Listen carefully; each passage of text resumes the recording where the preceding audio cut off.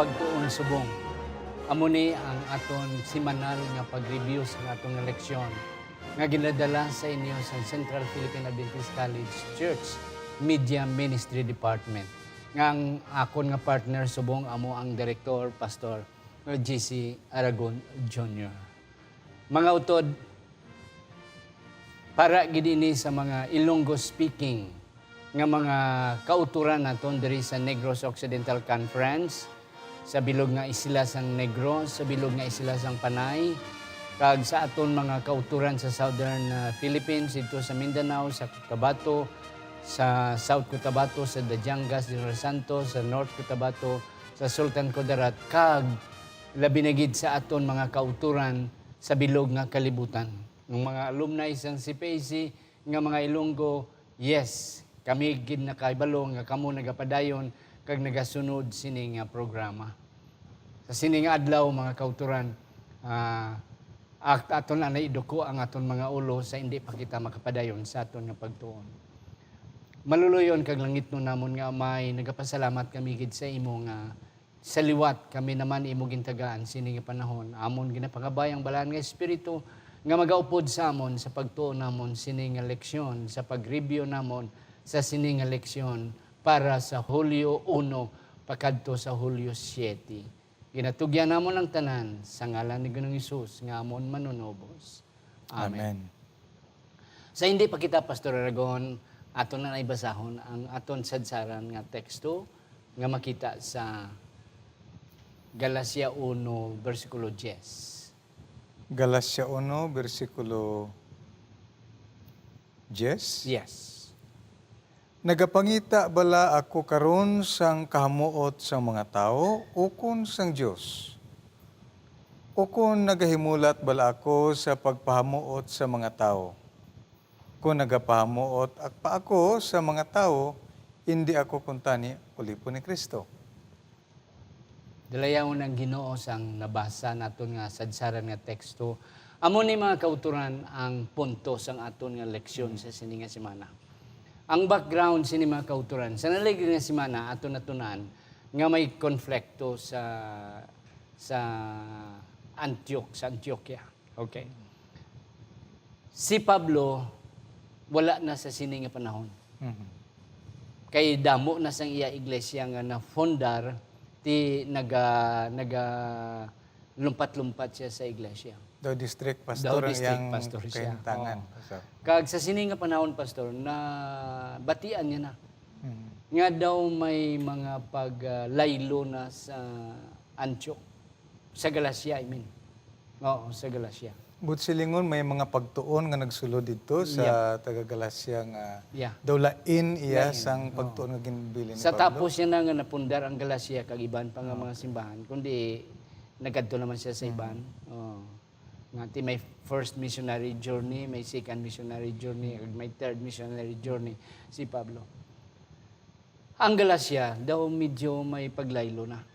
Oo, nga daw laina ang ilang on the idea nga gina-question gani sa mga taga-Galacia kag sa iban pa nga makasimbahan ang doktrina ni Pablo, ang iyang mensahe. So daw si Pablo, Pastor, daw na init man siya. Daw kalain man magagamit ka sa word init. Pero daw na-challenge siya. Kag maski na iyang otoridad daw gina-question daw na. gina-question na. Daw hindi na iyahalin sa Ginoo. Ti kag si Pablo, Pastor, ako yung kapati nga daw choleric ni siya. Kaya ti gapang lagas gani siya. Daw amo na. So at least makita mo ang pagka-choleric. But choleric is one of the signs of a good leader. Yeah. So amo na magkauturan nga nagsulat siya. Kag amo na ang iya nga sulat nga ano bala daw nagapakitang gapapugi-pugi lang ko. Nga nagasulat ko sa inyo, hindi kundi para ginini sa buluhaton sa Ginoo. So that is the background sang aton nga leksyon sa sining semana. So kadto kita, Pastor, sa Sunday, sa Domingo, ang porma sang sulat ni Pablo.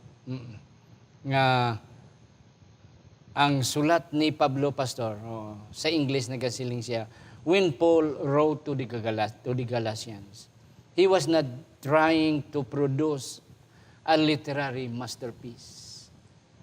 Wala lang kinagapapugi points lang siya nga nagsulat, siya nga daw nagapangayo siya, daw pangayo siya sang simpatiya, so forth and on. Instead, under the guidance of the Holy Spirit, Paul was addressing specific situation that involved him and the believers in Galatia. So sa siningabahin, bangod sa kasako ni Pablo, Pastor, sa iyang pagpanlakatan, ang iya lang pamaagi agud to makapabilin siya sa mensahe, pinaagi siya ang sulat. Yeah. Kag ini nga sulat, gina-question. Gina-question. Kung bala ini otoridad, nagikan Yeah. sa Ginoo ba si iya lang to atong siling nimo nga pugi points. Oo. So, amo na siya nga ang sulat niya mga kauturan. That's why aton tun-an ang mga sinulatan sa una. Ini ang sulat ni Pablo, personal letter yan sa mga taga-Galacia. Do ang adresiya damo siya nga nagsulat isa lang, pero at least ini siya nga type sang sulat, do personal letter ni Pablo sa damo nga makatawan, and then in particular sa mga taga-Galacia. So, ang forma sang letter, pastor, sa una, daw amo mangyapon nga kuan, pero may gamay lang nga pagsipak si Pablo. Later on we will know nga ang forma sang mga sulat sang una may opening salutation, greetings, so forth and on, nagapanginbulahan ako sa inyo, and then word of thanksgiving, ako nagapasalamat nga ara lang kamo gyapon, do amo na sa pastor. So masiguro naton nga inisi nga sulat ang iyang pormada sa iyang sulat, amuman ang pormada sang sulat gid iya sa nga panahon nga ginagamit sa mga nila. Griego kag sa mga Hudiyo. Okay. Pero may Kinalain. kinalain, Gamay. may kinalain nga gamay. Nga hindi ang forma sang letter ang form, but Kinandan. ang kasudlan sang sulat. Ara gyapon ang greetings ag salutation. Ara gyapon ang word of thanksgiving, ang main body kag ang closing remark. But Paul may insert siya. May tuyo ayhan si Pablo pastor no nga Yeah. ginamo niya sa to. Yeah. Kasi Okay. ato na ibalaan nga ang kalabanan nga mga pagsaludar nila is mayong aga, mayong adlaw, salamat nga ara pa kamo.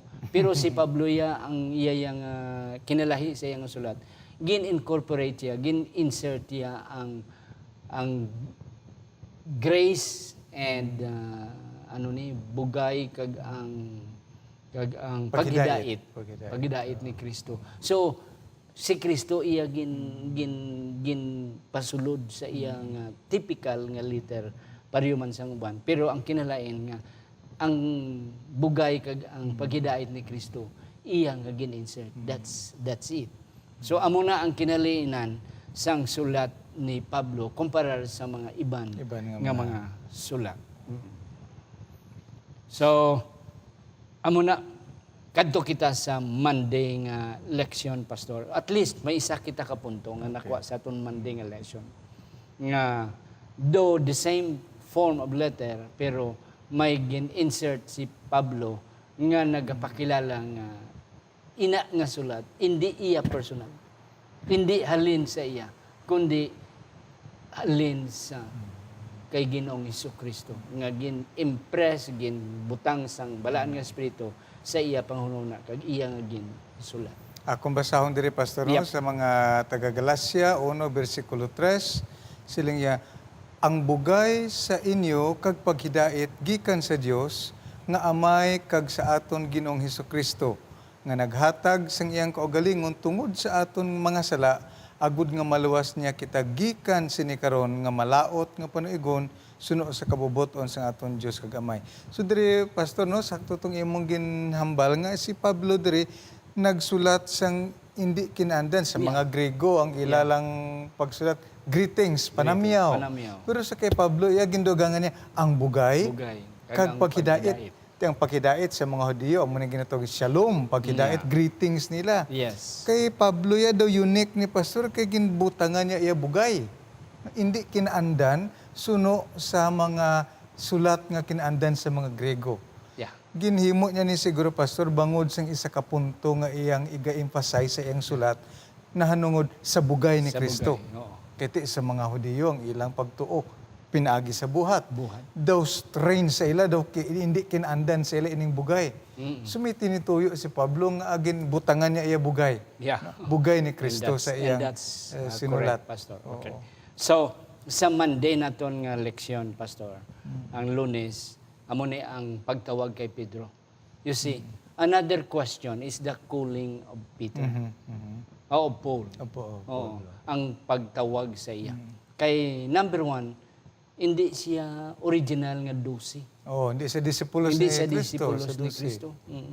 Siguro nakakita man sa kay Jesus, pero wala sa iya nagasunod-sunod, wala sa iya natawag ni Kristo, in which other people have seen him as member of the 12 disciples. No, wala. Hindi na siya mo. So may dako nga rason, Pastor, nga questionon siya nga Yeah. nga sige ka man panudlo. Oo. Diin na halin Hindi ni ang imong imong otoridad. otoridad. Kay hindi man kaya disipulo ba si imo lang na ya. Yeah. Oo. Na kag another pagid, Pastor, halin sa iyang otoridad, gina-question pagid ang iyang pagtudlo about sa pagtuo lang. Nga wala iya nagnatagaan dako nga emphasis ang ang buhat, ang pagsunod sa kasuguan kay ti ang mga Hudiyo stricto gid sila ito bisan sa badugan niya gamasakit ka, emerhensya ka, patapuson gid yang salop sang adlaw before ka idalon sa ospital. So hindi makatilingala nga ang ginakriticize gid si Pablo bangod sini iyang pagtudlo. Yeah, Kay ti daw sipak iya sa ilang nga pagtuon Gani sa bagay nga gin-question nilang iyang otoridad. Kag ako nagatuo, Pastor, nga ginahimo nila ini bangod hindi sila handom sa pagbaton sa mensahe ni Pablo. Yeah. So tanan na lang nga padihot ilang himuon, Yes. agud to nga si Pablo maitsapuira nila nga hindi kaya imo disipulos ni Kristo. Yeah, oo. Imo lang na. Imo lang na. Imo lang na yang So amo ni Pastor nga si Pablo daw nanginit. Daw na challenge pagid siya nga magsulat. Oo. Kay gina-emphasize siya ang iyang special calling, extraordinary nga pagtawag sang Ginoo sa dumduman naton nga siya gintawag hali sa Damascus, sa dalan sa Damascus. So wala ina yang experience sa iban nga mga gintawag sang Ginoo. So in that sense si Pablo dira nagpunto nga ang akon otoridad ang pagtawag sang Ginoo sa akon sa sina nga sitwasyon nga nabulagan iko Oo. Nga. Kag ang apostol, Pastor, buot silingon pinadala. O mensahero sa Ginoo. Ganiya dako gid ang pag-claim ni Pablo nga ginpadala gid siya. Ang problema karon kay ginapamangkot siya kung ginpadala ka anong otoridad ang imong ipakita nga lisensya mo nga pinadala ka. Oo.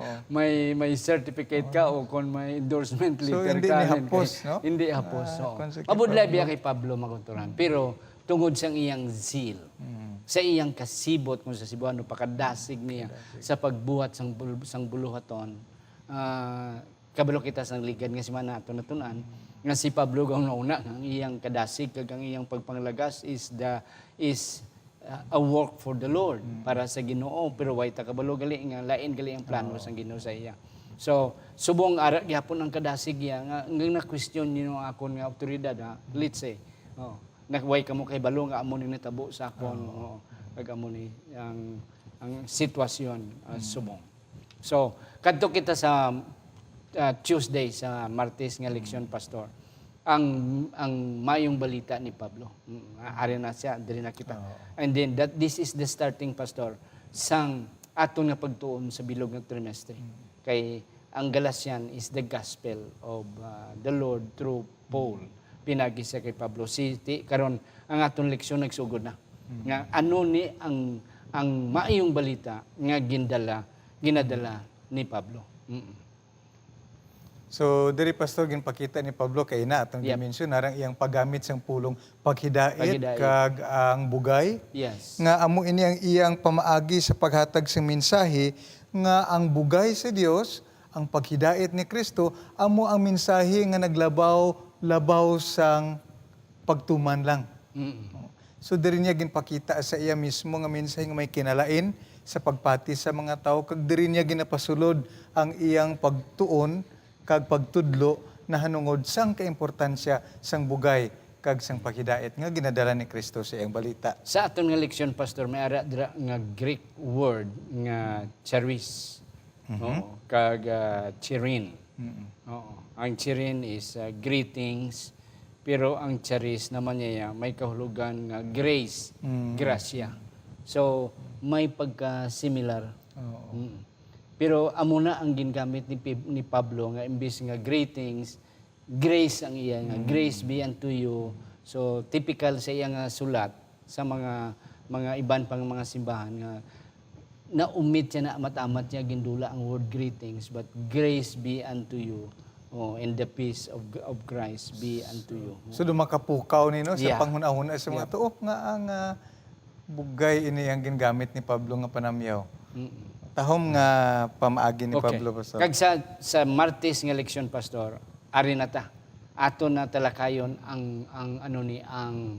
ang gospel, ang mayong balita. Mga kauturan, ang punto gid ni Pablo, wala siya nagasiling nga wala na ang sugo. Anywhere in the epistles of Paul, wala si Pablo nagsiling nga wala na kasugo. Pero iya gintagaan dako nga punto ang pagkapakamatay ni Kristo sa cross kag ang iyang pagkabanhaw. Oo. Nga si Kristo amo ang naghimo para sa aton. Sa bagay nga iya gin tugutan nga malansang siya sa cross. Sa aton nga leksyon sa paligad pagid nga sa panaleksyon sa kay Pedro, substitute death, nga ginhimo ni Kristo sa cross. So, dira mga kauturan, si Pablo naga-emphasize sang kamatayon ni Kristo nga amo ang naghimo sang tanan para sa aton kaluwasan. So diri Pastor ginabalanse ni Pedro ang kaangtanan sang bugay kag kasuguan nga sa mga Hudiyo iya ang ilang kaluwasan pinaagi sa pagtuman sang kasuguan. Yep. Apang hindi gali amo ini kundi ang kaluwasan pinaagi sa bugay sa pagpakamatay ni Kristo apang wala ini nagadula man sang pagtuman sang kasuguan. Kay Pastor si Pablo nag-emphasize nga ang aton pagtuman cannot do anything for our salvation.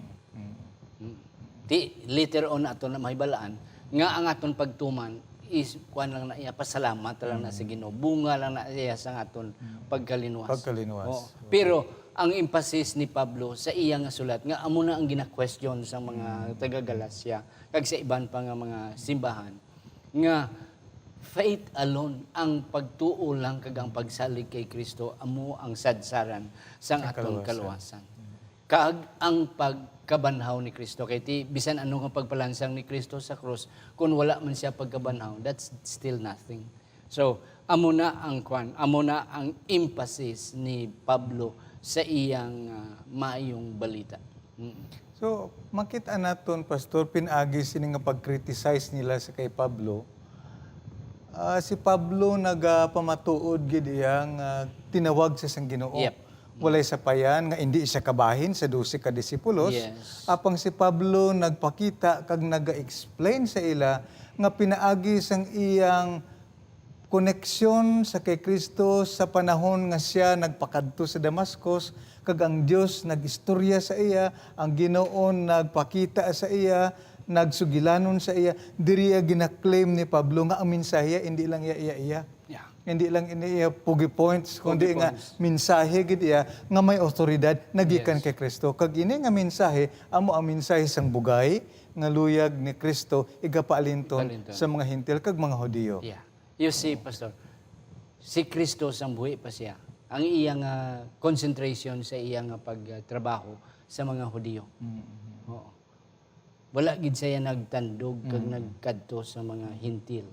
Ang iyang ginpang-ayo mga Hudiyo, though there are several non-believers para sa tong Roman centurion, but majority of Christ's work is for the Jews. Karon niya gingamit na siya sa Ginoo si Pablo para sa mga Hintil. Kag do hindi ni matulon sa mga Hudiyo kay Si Kristo wala naghambal sa nay. It's only Paul. That's why hindi gid kita kabasol sa mga katawan sa una nga mag-question sang gospel ni Pablo. But at least Paul is trying to emphasize to them, yes, this is now the time. Nga ang mga Hintil ginbukas na sang Ginoong ang mensahe sa mga hintil. And this is the gospel. Amo ni ang mensahe. Nga pimaluwas kita pinagi sa pagtuo. Kag ang aton pagtuman sa kasuguan is just the byproducts of that salvation through grace by faith. So kung mapamatud ni Pablo, Pastor, nga ang iyang minsay halin sa Ginoo, wala ni question kay ang otoridad niya ihalin sa Ginoo. Halin sa Ginoo. Halin sa Ginoo. Kag pastor, isa pagid nga ako ng talupangdan sa atong leksyon. Ang ginapangambal ni Pablo, hindi siya, because you see, sa aton ay balaan sa una, nga si Pablo is zealous sa iyang pagkaparisiyo. Ti natawo siya, budlay na nga kason sa iya mo. Gulang ka na bla, mo nang siling old Carabao, learn new tricks. Wala na isang bag-o nga mabalaan ng tigulang nga mga Carabao kag mga tao. Sa aton pa si Pablo is kuha na sa iya inang inang kumbinsido gid sa iya sang practices. Panghuna-huna niya na sentro na siya. May kung sa kabayo pa may lipod na siya nga amo gina iyang kuan sa mga Hudiyo. Pero subong lain totally change gid ang iyang mensahe.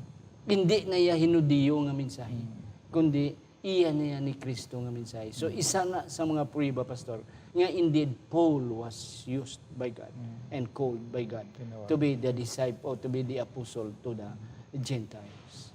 Kaya ang mga hintil, pastor, hindi gid sila ang mga Hudiyo hindi iya katulon niya nga ang hintil upod nila. Kaya ti ang mga Hudiyo sa ilayang konsepto, ang hintil higko gid siya. And now nagupod na sila. That's why isa sa ilang na question is the circumcision. Nga ang Pablo nga popdon mo ni nga wala na iya ma-circumcise siya, higko na nga mga tao ma-join sa aton. But Paul, that's the message of Paul. And that's the gospel, ang mayong balita. Kag si Pablo, Pastor, wala na sing iban nga mensahe nga ginadala, kundi ang mensahe lang gid sang bugay ni Kristo nga ginapatudlo niya sa mga katao. Pag amo lang gina ang iya mensahe, pastor, bugay lang ginabugay. Nga ang tanan hindi aton. Hindi na makabaton ang mga Hudiyo. Okay sa mga hintil kay nadala sila. Pero sa mga Hudiyo, daw hindi nila gidya masikmura, daw hindi nila matulon ilalaway sa sina nga mensahe ni Pablo nga ang bugay, sa ang tanan bugay. That's why sa aton nga leksyon amo man na, pastor, ang kun imo gid kunon aton leksyon, amo man na sa panahon ni Martin Luther. Nga si Martin Luther tal nga Katoliko. And then karon gapati sa iya nga maluwas ka pinagi sa pagpenitensya, pagi sa pagluhod-luhod. But later on si Martin Luther nakita iya ang mensahe nga maluwas kita pinagi sa bugay kag sa ni. So hindi gid makasikmura ang mga pare kang Katoliko nga simbahan kay Martin Luther. Amo man ni si Pablo.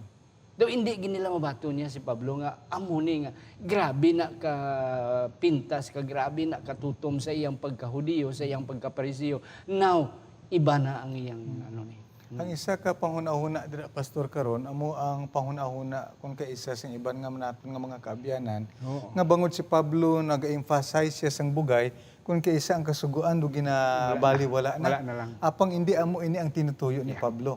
Ang tinutuyo ni Pablo hindi amo ang pagwala sang kasuguan, kundi nga iyang ginapakita ang bugay ni Kristo nga amo lamang ang makahatag sa atong kaluwasan, hindi ang katumanan sang sugo. Apang ini nga bugay amo siya ang magadulong sa aton sang kaluwasan kag magabunga siya sang maayong buhat nga amo ang pagsunod sang kasuguan ni Kristo. Okay. So, balik kita sa aton nga leksyon sa Wednesday, pastor. Okay. Ang punto ni Pablo diri kay daw na challenge siya sa akong ginambal daw na init siya nga nabatian niya nga ang mga taga-Galacia daw nalaylo.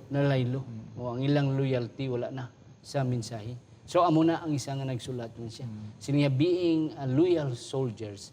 Daw natingala ko sa inyo nga daw nagliwat kamo sa mga pagtudlo kag mga pagdiskuryo kag mga pag-atake sang mga sang mga iban nga mga teachings. So amo na isa sa mga rason nga ang nagsulat siya. Kag nagsiling siya, wala na iban nga gospel, wala na iban mahing balita. Ang pagpakamatay lang ni Kristo sa krus kag ang iyang pagkabanaw is the gospel. Ang nakanami lang si Pastor, no? Kay maskin amo ining nagakatabo sa iglesia, wala lang ni ginatago sa mga iglesia, kundi ila ini ginpaalinton man sa pagpahibalo sa kay Pablo. Kay kung kaisa sa atong mga kaiglesiyahanan bala no, kung may ara nga mga pagtuon kung kaisa nga makalibog hindi gali maayo nga aton nang Taguon. tagu-taguon kundi nga aton ini paalinton sa aton nga mga pangulo agud to kita mahatagan sang giya Yeah. kag kun anong aton himuon kag kaangay sa kay Pablo aton batunon man ang mensahe kag ini magahatag sa aton sang kapawa kag kasanag sa paghangop naton sang mga kagubot sa pagtuon sa sulod sa aton iglesia, Pastor. Kadto kita, Pastor, sa aton last, sa Thursday, sa Wibis. The origin of Paul's gospel. Kundi naghalin ang mensahe nga gindala ni Apostol Pablo. Ato na ibalaan, Pastor, nga si Pablo ginaakusar sa iyang mensahe. So, that's why ang iyang amuto ang sadsaran nato nga teksto. Palig ko basa bila liwat, Pastor, kay kanami okay. Gisina sa aton sadsaran. Akon basahon liwat sa mga taga Galacia 1 versikulo 10. Nagapangita bala ako karon sang kamuot sa mga tawo o kun sang Dios. O kung nagahimulat bala ako sa pagpamuot sa mga tao. Kung nagapamuot ako sa mga tao, hindi ako kuntani ulipo ni Kristo. Yes, you see. Oh, wala lang siling ni Pablo, ay lang kuga pa pogi points. Oh, nga gasulat ka sa inyo para lang nga magkuha sa inyo simpatiya, nga magpaulo-ulo sa inyo.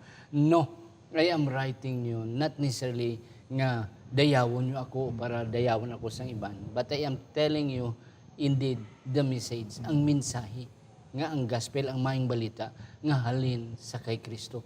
Nga siya nang himo ulipon. Hindi gusto ni Pablo, Pastor, ina.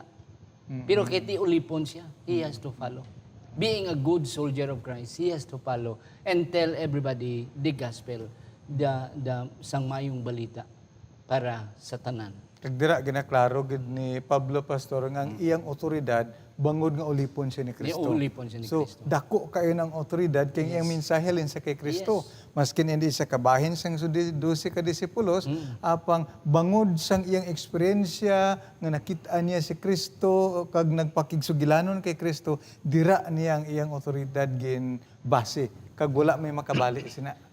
Kanami sina Pastor nga punto, nga ulipon siya ni Kristo. And kung nilipon kaya, under ka lang gidya sa master mo. Whatever your master, masiling master mo, tuwad ka man, masiling master mo, tindog ka man. Well, you don't have the authority to question your master's command. Amo na si Pablo. Wala siya autoridad sa pag-question sa iyang agalon nga amo sa Jesus. Kung anong ginasugo ni Jesus sa iya, through the Holy Spirit, that's what Paul is trying to do. Yeah. So, amo na mga kauturan ang aton nga leksyon. So, number 1, aton i-recap, Pastor, ang aton nga pagtuon. Kag mga punto. Hindi ginamon mahatag ang tanan, but at least we have given you major points sa aton leksyon. Nga, number 1, si Pablo tungod sa iyang trabaho damo sa iglesia ang iyang natatap. So, nabatian niya nga ang sa Galacia amo na ni. Daw nagsipak sila kag nadula ang ilang loyalty sa mensahe sa Ginoo. Naglaylo na sila. So amo na ginsulatan niya kag siling niya hindi lang kay nagsulat ako sa inyo para lang nga maululuhan ta kamo, no. I am really writing you the message and the gospel of Christ. Kag di gina-question man nila ang otoridad ni Pablo tungod kay hindi siya 12 ka membro sa 12 ka mga disipulo. Pag pastor sa imo ginambal kay na nga ang kontenido sa iyang sulat is almost the same with the rest. Typical writing letter sa una. Pero ang ginsulod niya, ang grasya kag ang bugay paghidait sa Ginoo. So it only tells us nga si Pablo halin gid sa Ginoo iyang mensahe. Yes, last word, Pastor. So diri naton makit-an mga kauturan ang isa ka dako nga mensahe nga ginapaalinton sa ato ni Pablo, mensahe nagikan sa Ginoo. Kag ang mensahe nga nagikan sa Ginoo wala sang makaupang sini. Kundi aton talupang don nga kita mismo kaangay ni Pablo, kita man mga ulipo ni Kristo. Kag may mensahe kita nga pagadalon sa bilog nga kalibutan. Kabay unta, Pastor, no nga ang enthusiasm ni Pablo, ang kalig-on, kaisog ni Pablo, makit-an man sa aton bangod wala kita sang kadlukan kay kita may ara otoridad. Subong naluwas kita sa bugay ni Kristo, mayara kitang responsibilidad sa pagpaalinton sa mga katawhan sa mensahe, sa gugma pag sa bugay ni Kristo sa atin. So, Pastor, salamat din. Ato ni po ang mga ulo, Pastor. Nagapasalamat kami Ginoo sa imong bugay kag sa imong grasya nga ginhatag sa amon para sa among kaluwasan. Buligi nga kami makaangkon sang kaisog kag kalig-on sa pagmensahe man sining balita tugtog sa iban agud sila man makabaton sa imo subong ilang personal nga manluluwas. Salamat mo pa nagsabat sa among pag-angko sa ngalan ni Jesus.